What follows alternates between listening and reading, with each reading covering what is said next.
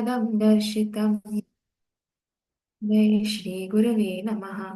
तस्मै श्री गुरवे नमः। सभी का बहुत बहुत स्वागत है आज के स्वाध्याय सेशन में। तो जैसे कि हम सब जानते हैं कि हम अ, बोलिए तो पर इस तरह ये बुक गुरुदेव के द्वारा जो लिखित है वो हम वो हमने लास्ट वीक में शुरू की थी। तो बस इसके लास्ट दो टॉपिक्स बचे हैं। तो जैसे कि हमने देखा अब तक इस बुक में कि बातचीत तो हम बचपन से करते हैं, पर बात कैसे करना है, क्या उसका ढंग होता है, संयम कैसे बनाना है, या अम, अपनी बात को कम शब्दों में सही से कैसे रखना है, वो गुरुदेव ने इस बुक में लिखा है। बुक बहुत छोटी सी है, 30 पेजेस की ही है, ज्यादा बड़ी नहीं है।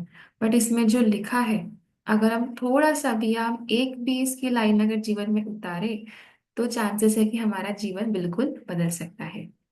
तो हमने कल इसमें पढ़ा था कि बातचीत की कला और बातचीत की कला का महत्व।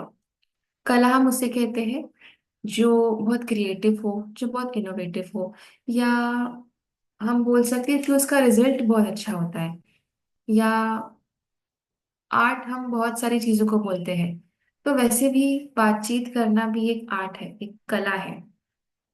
तो इसमें एक लाइन लिखी थी पिछले इसमें कि मुझे बोलने दो, मैं विश्व को जीत लूंगा। एक महापुरुष का कथन था, उसमें उन्होंने उन्होंने लिखा था कि मुझे बोलने दो, मैं विश्व को जीत लूंगा।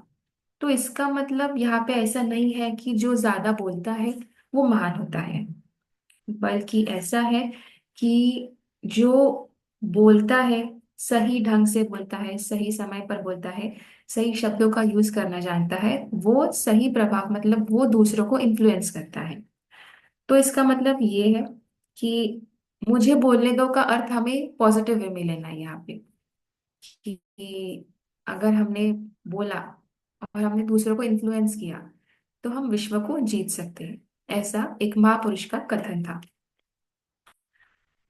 फिर हमने देखा था कि बहुत ऐसे लोग होते हैं जो बहुत ज्यादा वेल एजुकेटेड होते हैं, हमारे आसपास भी बहुत लोग होते हैं कि जो वेल एजुकेटेड है, उन्होंने बहुत प्रोग्रेस की है, बट पता नहीं क्यों ऐसे लगता है कि उनसे ज्यादा बात करने का मन नहीं करता। या हो सकता है कि वो बात करने का ठीक से तरीका नहीं जानते हो, या हो सकता है उन्हें उनका ठीक से नॉलेज ना हो। उनमें योग्यता है, बट अपनी बात को ठीक से कैसे कही जाए उसका थोड़ा सा अभाव रहता है। तो गुरुदेव ने इसी कमी को पूरा करने के लिए किताब हमें हमारे पास दी है। तो आज जो ये टॉपिक था ना, इसका लास्ट पैराग्राफ एक बार फिर से बता देती हूँ, क्योंकि वो ठीक से हो नहीं पाया था क्योंकि कल टाइम हो गया था। संकोच उन बातों को कहने में होता है जिनमें दूसरों की कुछ हानि या अपने को किसी लाभ की संभावना होती है। हमें हमें अक्सर लगता है कि हमें संकोच हो रहा है, हम कैसे बताएं उस चीज को। तो वो दो रीजंस की वजह से होता है। पहला तो किसी का बुरा, या दूसरा मतलब हमारा अच्छा। तो लगता है ना कि कैसे कहे, कोई क्या बोलेगा, या बोलना ठीक होगा कि नहीं। तो ऐसे प्रस्तावनों को रखते हुए झिझक इसलिए कम होती है कि अपनी उदारता, सहनशीलता को धब्बा लगेगा, या हमारी जो नेक नियति पर आक्षेप किया जाएगा, या क्रोध का भाजन बनना पड़ेगा। तो इसीलिए हम उसको थोड़ा सा निगलेक्ट करते हैं, तो हम उसको थोड़ा अवॉइड करते हैं बोलने से। पर यदि आपका पक्ष उचित, बट अगर हमारी बात सही है, सच्चा और न्यायपूर्ण है। न्यायपूर्ण मतलब फेयर है, इक्विटेबल है, जस्टिस मतलब जस्ट है, फेयर है। तो अगर इन कारणों से झिझकने की कोई भी आवश्यकता नहीं है। गुरुदेव यहाँ पे कहते हैं कि अगर हमारे सामने कभी ऐसी चीज आ जाए कि हमें दूसरों को अपोज करना पड़े, या हमें दूसरों के डिसीजंस के खिलाफ जाना पड़े, और अगर हमारी बात हमें कहनी है तो हमारी बात हमें शांति से कहनी है। बोलना आसान है, पर जब वो सिचुएशन हमारे सामने आती है तो मुश्किल तो हो सकता है। बट माइंड में एक बात क्लियर चाहिए कि अगर हमने उस चीज का जवाब आर्गुमेंट के तौर पे दिया, या ठीक से वर्ड्स को यूज नहीं किया तो बनती बनती बात बिगड़ जाती है। इसीलिए चाहे कुछ भी सिचुएशन आ जाए, मन को हमें ऐसा करना भी, जैसा भी बोले, जितना भी बोले, से बोले और रिस्पेक्ट के साथ बोले, ताकि सामने वाले को भी लगे कि हाँ, ये मेरा सम्मान करती है या करता है। हाँ, अनीति युक्त मांग कर रहे हैं तो बात दूसरी है। बट अगर हम किसी गलत चीज के लिए सामने वाले को बोल रहे हैं तो गलती इसमें हमारी है। यदि अनुचित या अन्याय युक्त आपकी मांग नहीं है तो अधिकारों की रक्षा के लिए निर्भयता पूर्वक अपनी मांग को प्रकट करना चाहिए। और अगर हाँ, आप सही है, आपको पता है कि आपका इंटेंशन सही है, आप जो कर रहे हैं वो सही है, वो हमें खुद को पता होता है कि हम कितना सही कितना गलत कर रहे हैं। और अगर वो हम कर रहे हैं तो हमें अपोज करना चाहिए, और एकदम शांति से, एकदम अच्छे से करना चाहिए, निर्भयता पूर्वक, बिना डरे करना चाहिए। अगर डरेंगे तो मुंह से कुछ निकलेगा ही नहीं, पहली बात। इसलिए डर हमें होना ही नहीं चाहिए। पिछली जो बुक हमने ली थी उसका टाइटल था निर्भय बने शांत रहे। उसमें बताया गया था कि उसमें पूरी बुक इसे पे थी कि हमें निडर निर्भय क्यों बनना चाहिए। तो उसमें डेफिनेशन था, मतलब उसमें लिखा था उस बुक में कि डर हमें क्यों लगता है। डर हमें इसलिए लगता है क्योंकि हमें उस चीज का नॉलेज नहीं है। हम अगर गौर करें हर एक चीज पे जिसको करने में हमें डर लगता है, चाहे वो कोई स्पोर्ट्स खेलना हो, चाहे स्टेज पे जाके कुछ बोलना हो, या किसी न्यू क्वेश्चन को अटेम्प्ट करना हो, या कहीं नई जगह पर जाना हो, तो हमें उन सब चीजों का नॉलेज नहीं है, इसलिए हमें डर लगता है। और नॉलेज तभी आएगा जब हम उस चीज को अटेम्प्ट करेंगे। आगे बढ़ते हैं। हर मनुष्य का पुनित कर्तव्य है कि मानवता के अधिकारों को प्राप्त करे और उसकी रक्षा करे। राइट टू स्पीक हमें भी है ना, तो हम भी बोलना चाहिए कि हमारे क्या क्या कर्तव्य है, क्या क्या हमारे अधिकार है, केवल व्यक्तिगत स्वार्थ के लिए नहीं, वरन इसीलिए भी कि अपहरण और कायरता, इन दोनों घातक तत्वों का अंत हो। और अगर हम ये चीज बोल रहे हैं तो इसका मतलब ये नहीं है कि हम अपने स्वार्थ के लिए बोल रहे हैं कि मुझे जो चाहिए इसीलिए मैं ये सब कर रहा हूँ। नहीं, ये गलत है। इसमें दो शब्द का उच्चारण, मतलब इसमें दो शब्द लिखे हुए हैं, अपहरण और कायरता। अब अपहरण और कायरता का मतलब यहाँ पे क्या है? कायरता मतलब डरना, कोई चीज है जिससे आप डर रहे हैं तो मतलब कायरता। और अपहरण बोल सकते हैं कि सहन करना, या इन दो बातों का मतलब लगभग इस सेंटेंस में सेम ही आता है। किसी से डरना या किसी चीज को सहन करना, तो सहन उस चीज को किया जाता है जो हमारे अच्छे के लिए होती है ना, और ना कि उस चीज के लिए जिससे हमारा कोई बेनिफिट नहीं है और उससे हमें तकलीफ हो रही है। अगर हमें सहन करना है तो अच्छी बातों के लिए करना चाहिए, और नहीं तो हमें उस चीज को अपोज करना चाहिए, फिर चाहे वो कुछ भी हो। अगर हम अपोज नहीं करेंगे तो वो चीज हम पर हावी हो जाएगी। और ये लाइफ के हर एस्पेक्ट में यही रूल लागू होता है कि अगर हम किसी गलत चीज को अपोज नहीं करेंगे तो वो हमारे ऊपर डोमिनेंसी दिखाएगी। तो आगे का जो चैप्टर है उसमें ये लास्ट सेकंड चैप्टर है इस बुक का।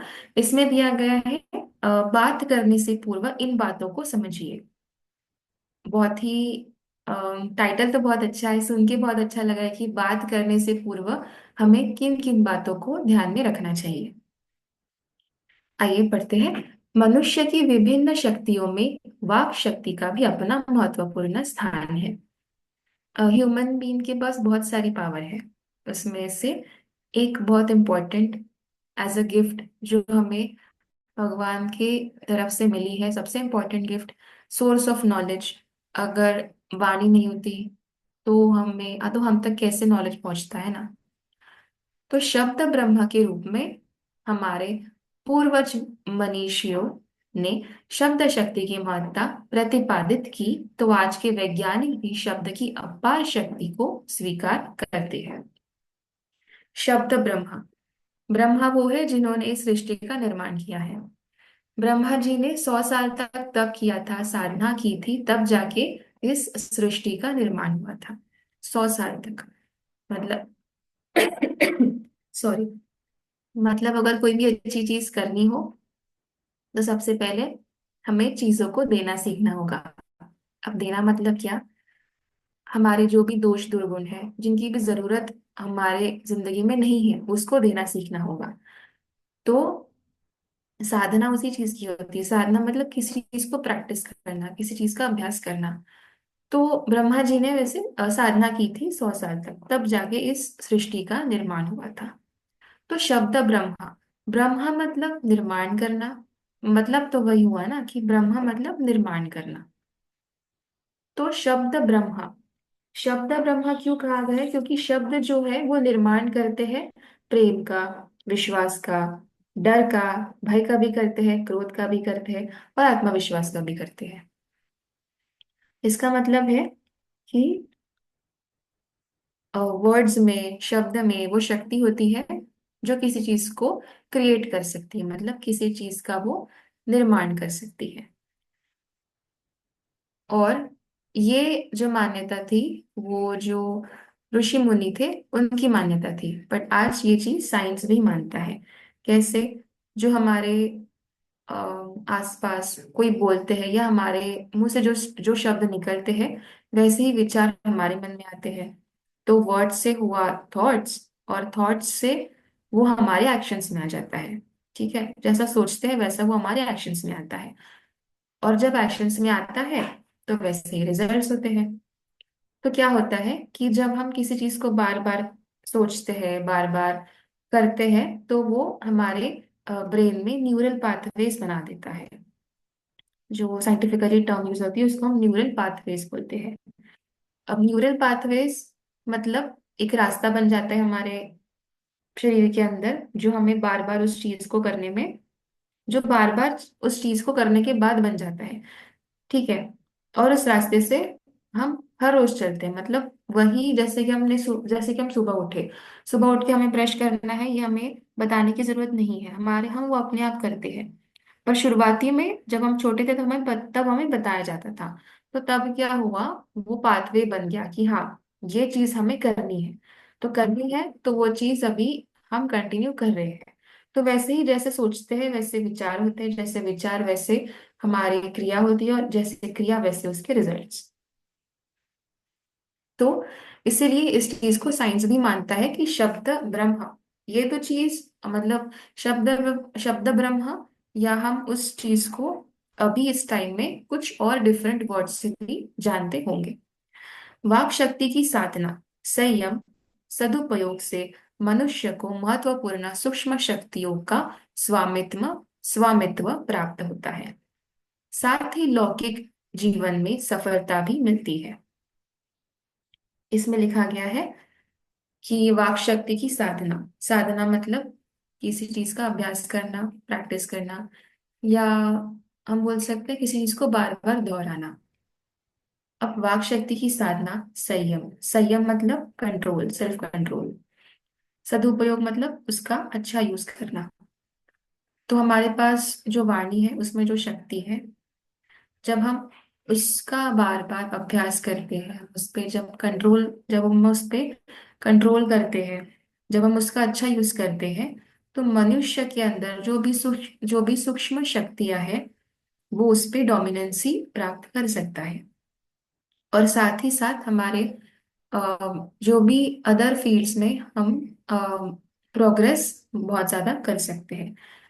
क्योंकि कोई भी चीज का इम्पोर्टेंस तब होता है जब हम उसे लिमिट में करते हैं, है ना। अगर हम किसी चीज को लिमिट से बाहर करेंगे, अगर हम किसी चीज को लिमिट के ऊपर खाएंगे, है ना, अगर हम खाना भी लिमिट से ऊपर खाते हैं तो उसका इम्पोर्टेंस नहीं, वो हमारे लिए पॉइजन बन जाता है। सेम एज वो रूल हर चीज में लागू होता है कि जितना हम उसकी प्रैक्टिस करेंगे, जितना हम उसको कम यूज करेंगे, जितना हम उसका अच्छा यूज करेंगे, उतना ही ज्यादा वो हमारे बॉडी में ऐसे बहुत सारे चीजों को खोल देगा। मतलब जब हम कम बात करेंगे तब हमारे पास एनर्जी ज्यादा होगी, है ना। अब जब एनर्जी ज्यादा होगी तो एनर्जी अच्छे काम में लग जाएगी। ऐसा इसमें बताया गया है। आगे बढ़ते हैं। वाक शक्ति की साधना, सदुपयोग आदि का व्यवहारिक आधार मुख्यतया अपने बातचीत करने के ढंग में सुधार, संयम, मर्यादाओं का पालन करना ही है। इसमें क्या है कि हमारे हमारा ढंग कैसा है, हमारा ट्यून कैसा है, हम किस लिमिट में या किस मर्यादा में हम पालन कर रहे हैं, हम कैसे अपनी बात को पेश कर रहे हैं, ये सब इम्पोर्टेंस रखता है। अप्रासंगिक व्यर्थ की बातचीत में वाक शक्ति का अपव्यय तो होता ही है, साथ ही इससे उसका महत्व और प्रभाव भी नष्ट हो जाता है। ज्यादा बोलेंगे तो उसका इंपॉर्टेंस उतना नहीं रहेगा। अधिक बातूनी अनाप शनाप बोलने वालों की बातें का दूसरों पर प्रभाव होते नहीं देखा जाता है। अक्सर हमारे आसपास ऐसे लोग होते हैं जो बहुत ज्यादा बोलते हैं, है ना। अब उनको बातों को लोग ज्यादा, मतलब उनकी बातों को लोग ज्यादा सीरियसली नहीं लेते, कंपेयर टू वो लोग जो कम बात करते हैं और इम्पोर्टेंट बात करते हैं, तो उनकी बातों को हम जरा ध्यान से सुनते हैं। वाक शक्ति का उपयोग किसी खास उद्देश्य की पूर्ति तथा आवश्यकता अनुसार ही होना चाहिए। महापुरुष, वैज्ञानिक, विद्वानों के जीवन में इस तथ्य को सहज ही देखा जा सकता है। वे वाक शक्ति का दुरुपयोग करते नहीं देखे। जो पहले के जमाने जमाने में जो महापुरुष थे, वो अपनी वाणी का कम से कम यूज अच्छे कामों के लिए करते थे, है ना। वे अपनी वाक शक्ति का दुरुपयोग बिल्कुल भी नहीं करते थे, वरन वे इसका संयम करके असाधारण कार्यों में परिवर्तन कर देते हैं।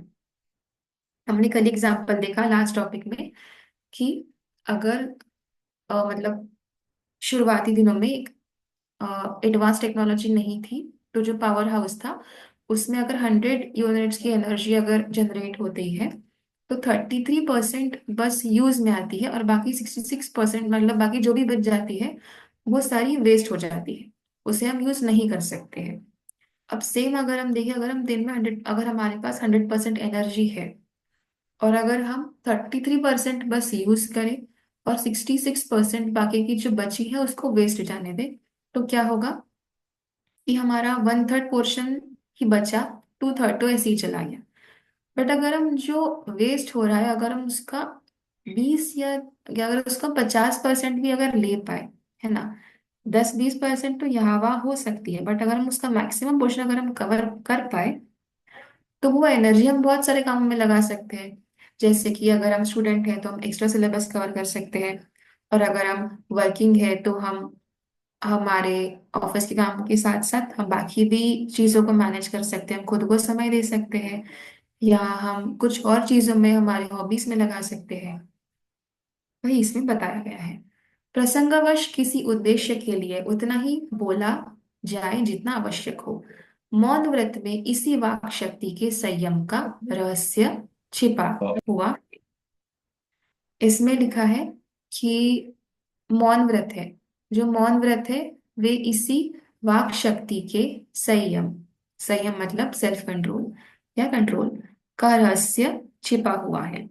हमने जो अभी तक पढ़ा उसमें हम बोल सकते हैं कि ये लाइन उसकी समरी है, या मतलब ये एज अ रिजल्ट है ना। जो आखिरी आखिरी आखिरी की टॉपिक्स है। मौन व्रत, आम, बहुत लोगों को देखा होगा कि मौन व्रत करते हैं, हमेशा नहीं बट अगर कुछ त्योहार है या अगर उनका कुछ है तो करते हैं। तो मौन व्रत में क्या होता है कि हम बात नहीं करते हैं ना, तो हमारी एनर्जी स्टोर हो जाती है। तो जब स्टोर होती है और हम उस टाइम बिना बोले काम करते हैं, और जब हम बिना बोले काम करते हैं, तो जो एनर्जी हम बात करने में और बात करने से पहले सोचने में लगाते हैं ना, वो सारी की सारी हमारे कामों में लग जाती है। तो जितना हम शांत रहेंगे, मतलब जब जरूरत नहीं तब जितना हम शांत रहेंगे, उतना ही ज्यादा सेल्फ कंट्रोल हम डेवलप कर लेंगे। और जब वो डेवलप हो जाएगा, तब धीरे धीरे हमारी वाणी में वो शक्ति आ जाएगी जिस जिसकी हमें अभी सबसे ज्यादा जरूरत है। वरदान शाप की शक्ति का रहस्य भी यही पता है।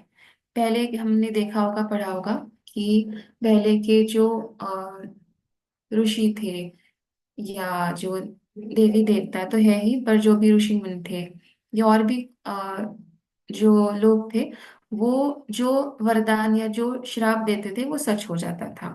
क्यों? क्योंकि उन्होंने उतनी शक्ति अपने वाणी में डेवलप कर ली थी। कैसे? उसका सही से यूज करके। तो मनुष्य वाक शक्ति का जितना संयम, सदुपयोग और साधना करेगा, उतना ही उसके शब्दों में शक्ति का प्रभाव, महत्व बढ़ जाएगा। प्रसिद्ध विचारक साहित्यकार शेक्सपियर ने लिखा है, संक्षेप बुद्धिमत्ता की आत्मा है। बातचीत को आवश्यक रूप से लंबी चौड़ी करना बुद्धिमानी का काम नहीं है। बुद्धिमान व्यक्ति संक्षेप में ही महत्व की बातें कर लेते हैं। इसमें जो शेक्सपियर जी ने लिखा है कि अ, जो बुद्धिमान है वो अपनी बातों को जरा कम शब्दों में खत्म कर देते हैं, है ना। और अगर वो खत्म नहीं करते हैं तो वो बुद्धिमत्ता के लक्षण नहीं है, ऐसा इसमें लिखा गया है। अधिक बातचीत में मूल उद्देश्य भावों की पौष्टिकता नष्ट हो जाती है। मतलब कि अगर ज्यादा बात करेंगे तो जो भाव है या जो भी हमारे इमोशंस है, वो ज्यादा शब्दों में शायद वो बिखर जाए, है ना। शायद कंफ्यूजन में क्रिएट जाए, शायद हम कंफ्यूजन में आ जाए सामने वाला कि ये बोलना क्या चाहता है ना। तो ऐसा ना हो। जिस वृक्ष की पत्तियां जितनी अधिक होती है, उसी अनुपात से उनका फल भी छोटा होता है। शब्द पत्तियां है तो भाव उद्देश्य फल है। अगर वर्ड्स जो है, अगर हम उनको पत्तियां कंसिडर करें पेड़ की, तो जो उसके फ्रूट्स है वो हमारे भाव्य उद्देश्य है। शब्दों की अंधाधुंध बौछार में अगर पत्तियां ज्यादा झड़ जाती है, तो कहीं ना कहीं चांसेस है कि उसके फल भी गिर जाएंगे। कहीं ना कहीं चांसेस हो सकते हैं। शब्दों की अंधाधुंध बौछार में भाव और उद्देश्य नष्ट हो जाते हैं। कुछ वैसे ही ज्यादा वर्ड्स जब हम बोलते हैं, ज्यादा हम बात करते हैं, तो उसके भाव और उसके उद्देश्य, ये सब नष्ट हो जाता है।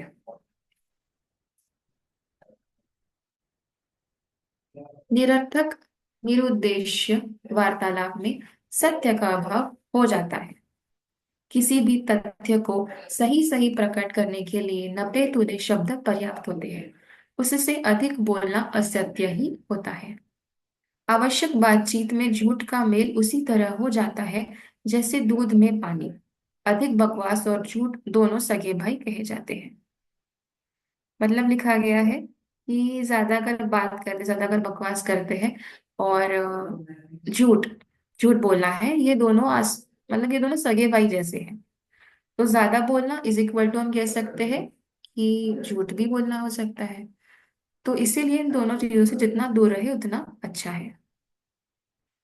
बातचीत के दौरान अपनी दिखावटी शेखी बघारना, अपनी डींग हाँकना, अपनेपन को महत्व देना, आत्म प्रशंसा को महत्व देना अनुपयुक्त तो होता ही है, किंतु यह छछोरापन का भी परिचायक है।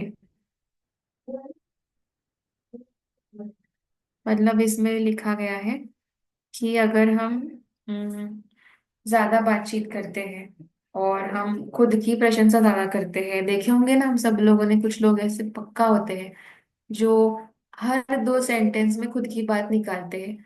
और खुद की बात निकालेंगे तो अच्छी ही बात निकालेंगे, बुरी बात नहीं निकालेंगे। तो ये भी उसका एक एग्जाम्पल हो सकता है कि ज्यादा खुद के बारे में बताना या खुद को ज्यादा इम्पोर्टेंस देना, ये हमें कहीं ना कहीं बातचीत की कला को मास्टर करने में जरा पीछे हटा देता है। आगे पढ़ते हैं। इससे कोई भी समझदार विचारशील आदमी बातचीत करने वाले को कोई अच्छा और प्रभावशाली व्यक्ति नहीं समझेगा, वरन एक तरह की परेशानी अनुभव करते हुए ऐसे व्यक्ति से अपना पीछा छुड़ाने का प्रयास करेगा। तो हमें लगता है कि कब ये जाए, कब अपनी बात को खत्म करे और कब हम अपने दूसरे जरूरी काम कर ले। तो ये चीज हमें गुरुदेव के माध्यम से पढ़ने को मिल रही है।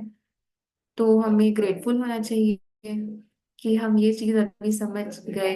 वरना लोगों को तो बरसों निकल जाते हैं, फिर भी वो ठीक से अपनी बात को समझना नहीं जानते हैं। अगर ये बुक हमारे पास है तो हमें ग्रेटफुल होना चाहिए कि हम ये पढ़ सकते हैं अभी। आगे आगे बढ़ते हैं। बातचीत के समय कुछ बोलते हुए दूसरों के धर्म मत भावों के प्रति सदैव उदार सहानुभूतिपूर्ण दृष्टिकोण रखा जाना आवश्यक है। ऐसी कोई बात ना बोली जाए जिससे दूसरों के भावों को धक्का पहुंचे। ऐसी कभी भी बात नहीं करनी चाहिए जिसको बुरा लगे और वो मन में इस बात को पकड़ के बैठे कि इसने मुझे बुरा बोला था। ऐसा ट्राई करना चाहिए कि नहीं हो। बट अगर हो गया तो उसको एक्सेप्ट करके आगे नहीं करना चाहिए।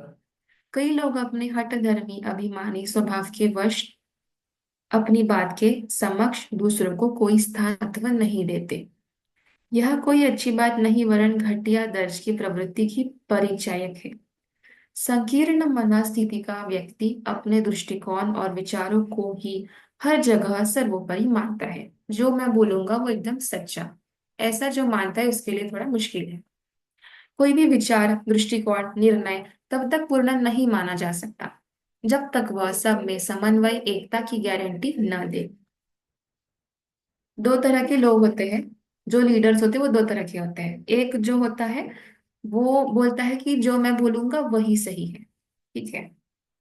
और दूसरा जो होता है वो क्या करता है कि जो वो बोलता है वो तो सही होता भी है, बट वो सब बट वो सबकी मान्यता लेता है। आपका सुझाव क्या है, क्या करना चाहिए क्या नहीं करना चाहिए। तो हम खुद ही समझ सकते हैं कि इसमें इंटेलिजेंट कौन है, इसमें इसमें बुद्धिमान कौन है। ये तो हम खुद ही समझ गए होंगे अभी कि किस पर्सन में ज्यादा शक्ति होगी, किसमें ज्यादा पावर होगी, कौन ज्यादा अच्छे से रूल कर पाएगा। जिसके साथ बहुमत हो, जिसे सभी माने पसंद करे, वही बात कुछ अंशों में पूर्ण और सही कही जा सकती है। जिसे सब एग्री करे वो बात सही है। इसके अभाव में सभी मनुष्यकृत विचार दर्शन सिद्धांत आदर्श अपूर्ण नहीं माने जाएंगे। बातचीत के दौरान में इस तरह की संकीर्णता एकांगी मनोवृत्ति अपनेपन की भावना को दूर रखकर सबके हित की सबके लिए उपयोगी सबके सामंजस्य और एकता पैदा करने की बात कही जाएगी, उतने ही उत्तम परिणाम प्राप्त होंगे। और अगर हम सबको साथ लेके चले, अगर हम सबके इमोशंस की फिक्र करें, अगर हम सबके मत जानकर काम करें, तो उसका जो रिजल्ट होगा वो काफी बेटर होगा। बातचीत के सिलसिले में अपने समाधान शंका निवारण के लिए दूसरों से कुछ पूछना भी पड़ता है। इस तरह दूसरों से प्रश्न करना अपनी जिज्ञासा के समाधान के लिए एक तरह की याचना है, जिसे नम्रता श्रद्धा एवं शिष्टता के साथ ही प्रकट किया जाना चाहिए। गीता में भी श्री कृष्ण ने अर्जुन से ज्ञान प्राप्ति जिज्ञासा के समाधान के लिए तत्वज्ञानियों के पास जाकर उनसे श्रद्धा भक्ति निष्ठा के साथ प्रणाम करते हुए पूछने को प्रश्न करने को कहा है, जिससे वे तत्वज्ञानी शंका निवारण करने के लिए उपदेश देंगे। कुतूहलवश परीक्षा के लिए उद्दंडता पूर्वक भावनाओं में बहकर किसी तत्वज्ञान मनीषी से पूछताछ करना, प्रश्नों की बौछार करना व्यवहारिक अपराध ही नहीं वरन शब्द शक्ति के साथ खिलवाड़ करना, उसका दुरुपयोग करना ही है, जिससे वह शक्ति नष्ट हो जाती है। अगर एक क्लास में दो तरह के स्टूडेंट्स हैं, एक स्टूडेंट है वो अपनी टीचर से अगर कोई कोई क्वेश्चन कर रहा है, ठीक है, और उसने बहुत ही इगोइस्टिक वे में पूछा, है ना, कि इसका मतलब क्या है, मतलब ओवर कॉन्फिडेंस ज्यादा दिखाया, है ना। तो फिर मैम क्या करेंगे, टीचर क्या करेंगे, उसको सबसे पहले तो दो तीन बात सुनाएंगे कि ऐसा नहीं करना चाहिए, और उसको जवाब उतने अच्छे से नहीं मिलेगा। कंपेयर टू दूसरा स्टूडेंट है जो बहुत ही अच्छे से रिस्पेक्टफुल लैंग्वेज में रिस्पेक्टफुल वर्ड्स में बहुत सही तरीके से अगर कुछ अपना क्वेश्चन पूछ रहा है तो मैम भी उसको अच्छे तरीके से जवाब देगी। तो मतलब क्या है कि हमारी भावनाएं मैटर करती है। इसमें वही दिया गया है पूरे पैराग्राफ में कि अगर हम ज्यादा क्वेश्चंस पूछेंगे, अगर हम प्रश्नों की बौछार करें, व्यवहार ठीक से ना करें, तो फिर कौन ही हमें अच्छे से ट्रीट करेगा ना। तो फिर हमें ज्ञान भी नहीं मिलेगा और हमारा जो बुरा होगा वो अलग से। बातचीत को उत्तम, महत्वपूर्ण, प्रभावशाली बनाने के लिए उसका आधार अनुभव, ज्ञान, विचारशीलता, बुद्धिमत्ता होना आवश्यक है। इसमें बताया गया है कि अगर हमें बातचीत को उत्तम बनाना है ना, तो क्या करना होगा? उत्तम, प्रभावशाली, इम्पोर्टेंट बनाना है, तो हमें अनुभव, हमें एक्सपीरियंस, नॉलेज, विचारशीलता मतलब समझदारी, बुद्धिमत्ता मतलब इंटेलिजेंस, ये सब होना आवश्यक है। हमें उस चीज का नॉलेज भी होना चाहिए, हम क्या बोल रहे हैं। हमें थोड़ा बहुत एक्सपीरियंस भी होना चाहिए स्टार्टिंग में, इनिशियल डेज में। हम समझदार भी होने चाहिए, हमें ये पता होना चाहिए कि कब कौन सी बात किसके सामने कब कही जाए। और ये तभी होगा जब हम एक्सपीरियंस आएगा।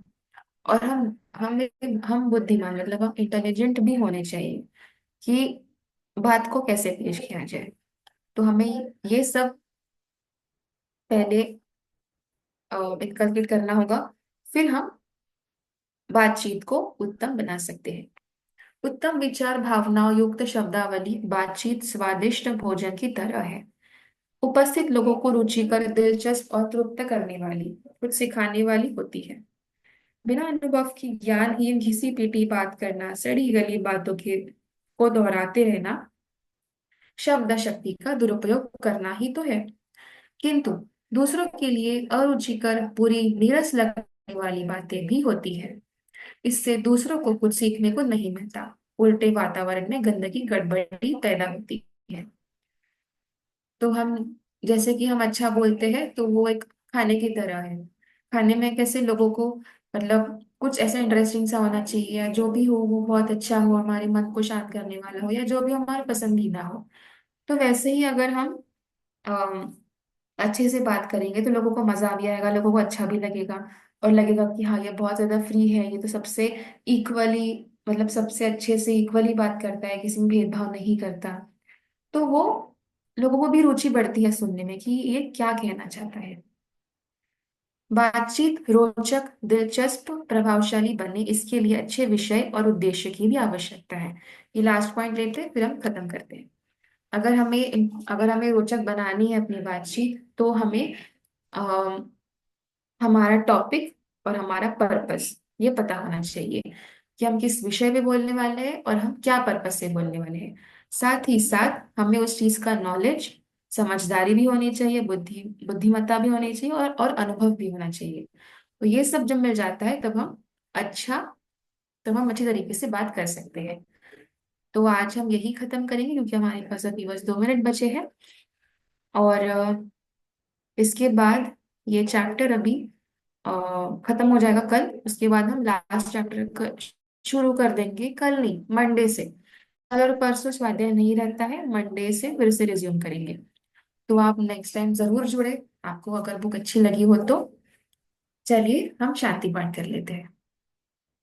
ओम द्यो शांति अंतरिक्षं शांति, पृथ्वी शांतिरापः शांतिरोषधयः शांतिः, वनस्पतयः शांति, विश्वेर्देवा शांति, ब्रह्म शांतिः, सर्वं शांतिः। शांतिरेव शांतिः, सामा शांतिरेधि। ओम शांति शांति शांतिः, सर्वारिष्टसु शांतिर्भवतु। आप सभी का बहुत बहुत धन्यवाद स्वाध्याय में जुड़ने के लिए। ऐसा ही हम खुद